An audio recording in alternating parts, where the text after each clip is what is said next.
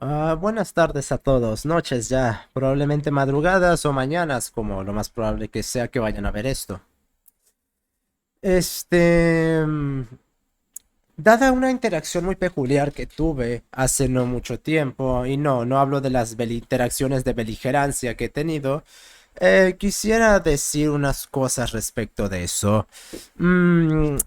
Sí, gente, miren, les voy a decir una cosa. Si ustedes quieren interactuar conmigo de cualquier forma, no traten de impresionarme, porque como traten de hacer eso, lo único que van a conseguir va a ser mi desprecio. Debido a que tú puedes citarme que te ves a un millón de autores distintos, que Ramos, que García, que Carena, que Laje, que Márquez, que Jalife, que Sisek, etcétera, etcétera, etcétera. De acuerdo. Pero el hecho de que tú veas todos esos autores, en primer lugar, si tú vienes hablándome y citando y poniéndote a hocicar sobre eso, como si de alguna manera eso te fuese a hacer listo hacia mis ojos, no estás consiguiendo eso. De hecho, todo lo contrario. Solo te voy a considerar como un pedante y un narcisista que quiere ponerse a presumir que conoce muchos nombres. No se trata de conocer muchos nombres. Basta, uno puede perfectamente haber leído un solo libro en toda su vida y ser un maestro del conocimiento y de la moral. No tienes que haber leído a 750.000 millones de autores para pretender ser sabio, porque no basta tener conocimiento, hay que tener sabiduría también. Y eso es lo que falta a muchas personas que se las dan muy doctas por tener un título o por seguir a X o Y intelectual de turno o por seguir una escuela de pensamiento o hasta incluso llegar al nivel de ser un intelectual y se las dan de gran cosa, pero realmente a la hora de demostrar eso lo único que vemos son citaciones o apelaciones a la autoridad supuesta de su título, como si ser, por ejemplo, herrero o carpintero tuviera una suerte de análogo demostrativo en la psicología o en la biología. Naturalmente que el carpintero y el herrero van a saber de qué demonios están hablando, porque su disciplina obligatoriamente les demanda un saber y un saber hacer.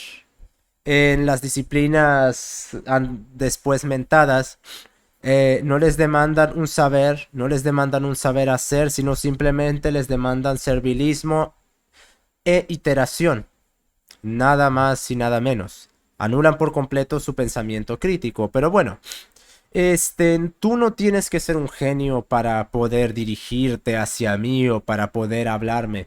De hecho, tú puedes ser un pendejo, tú mismo declararte como tal y de igual forma puedo interactuar contigo.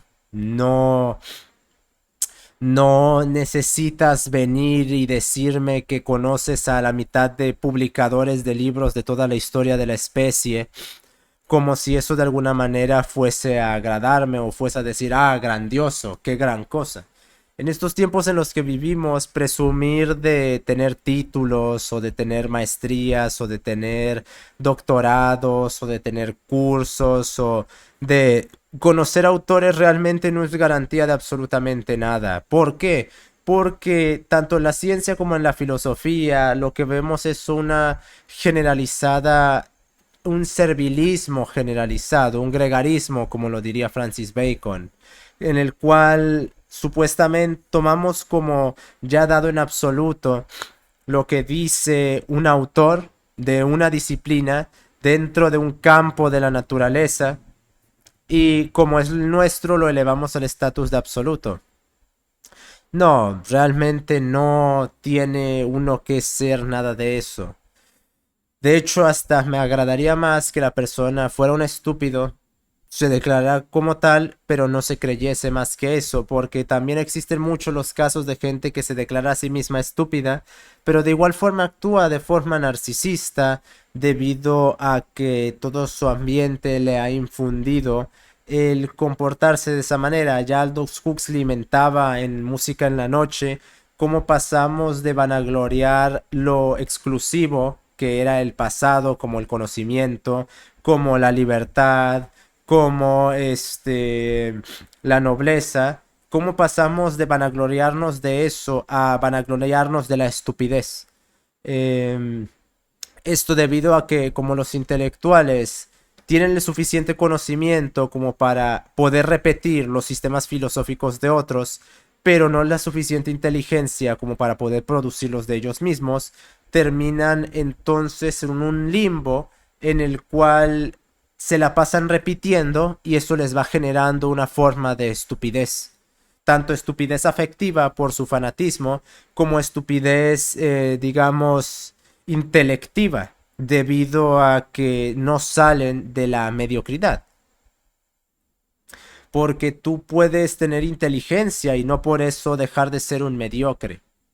Lamentablemente de eso es justamente de lo que viven los intelectuales, de ser mediocres intelectuales, es decir, tener inteligencia, pero de igual manera estancarse en una mediocridad, lo cual debería de ser inaceptable debido justamente al hecho de que tienen una inteligencia ligeramente superior al promedio.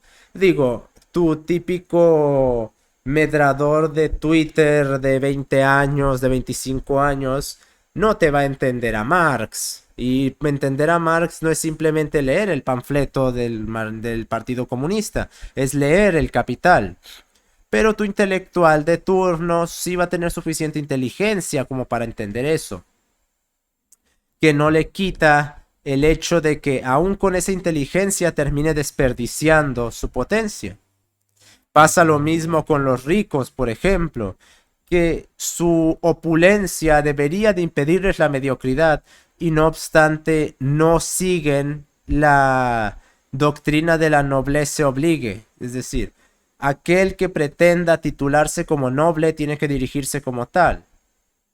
Ni siquiera los ricos en estos tiempos parecen tener un estándar muy elevado que digamos. Pero bueno, independientemente de todo eso, no me vas a impresionar citándome un millón de cosas. No necesitas hacer eso, es molesto y sobre todo lo tomo como un intento de imitación de mi persona.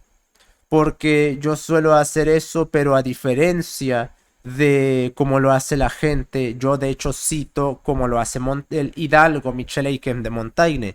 Cito para complementar, para expandir, para argumentar, no cito solo para posturear. Y la gran mayoría de la gente que cita, cita para posturear, nada más. O para creérselos muy listos. Montaigne en sus ensayos menta que si alguien en el pasado ha dicho una cosa mejor que él mismo, él no va a estarla repitiendo. Por eso él citaba largo y tendido a gigantescas cantidades de autores.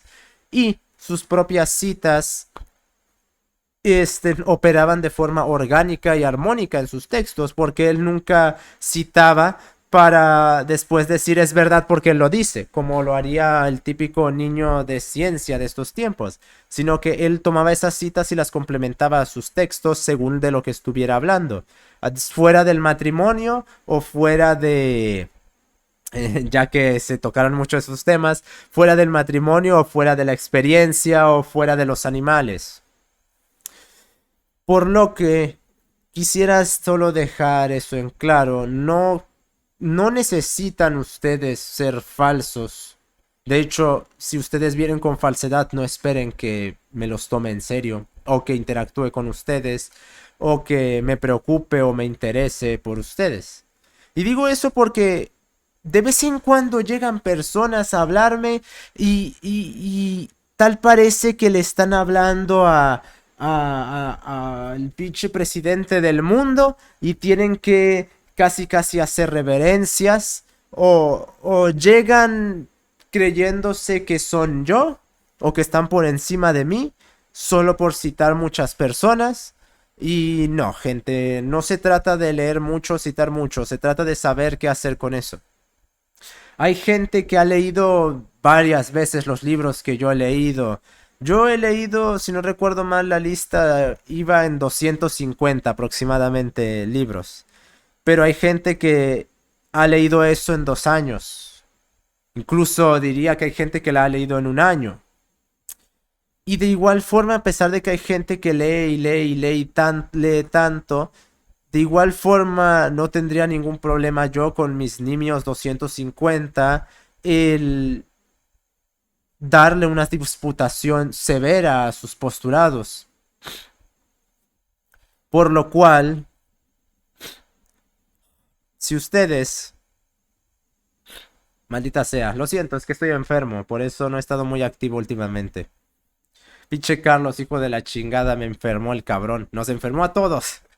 Si ustedes quieren hablarme, no vengan con falsedad. No voy a tomármelo en absoluto bien. Nada más quería decir esto para que en el futuro remitirme a esto para no explayarme y no estar perdiendo mi tiempo. Si ustedes son idiotas, no pretendan ser listos. Y si ustedes sean listos, no pretendan ser idiotas. Nos estamos viendo.